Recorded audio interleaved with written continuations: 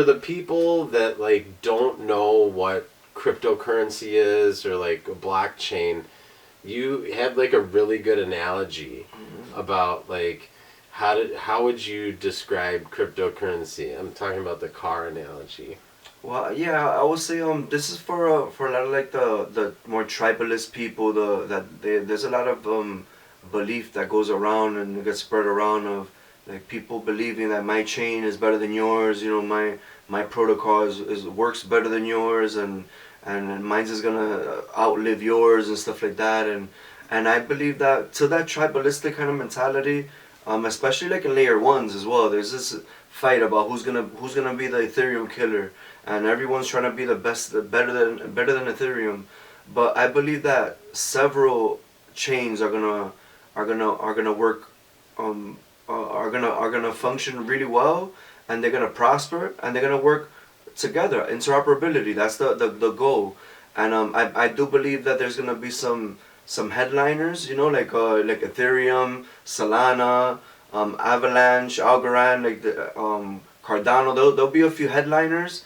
Ethereum being maybe like the more trusted one, you know. But there's several different chains that will succeed and will do well. And I look at it like the cars on the road. You know, you don't have 50 Toyotas in front of you, or 50 Cadillacs, or 50 Dodges. You know, you have a mix of Dodge, Chevys, Nissan, you know, Mercedes. You have you know, fancy cars. You have sports cars. You have vintage cars. You have you know, school cars. You know, there's medical vehicles. There's all types of vehicles that have different use cases. And I believe that the looking at the road, like cars and like traffic, you know, in this traffic in front of us, we're gonna see chains, we're gonna see protocols and blockchains prosper from being known for gaming, for being known for finance, for medical, like for all types of niches. They'll be their leading blockchains for that niche. And I do think that there'll be like the master blockchains, you know, like I would say Ethereum would be like a master blockchain, because I will call it master blockchain, like something that you end up having to deal with if you enter the crypto space, you know. And Ethereum, you're gonna have to deal with it.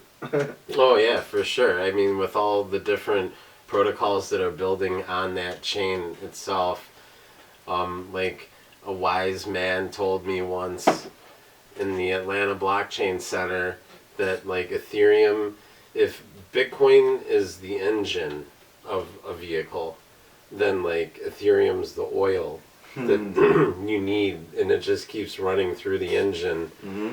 And like you said, you know, the cars, like every blockchain has a different use case scenario. Mm-hmm. Like for me, like, or the way I would describe it is like XRP, you're built for banks, you know, like banks, central banks of the world currently use a product called XRP Connect.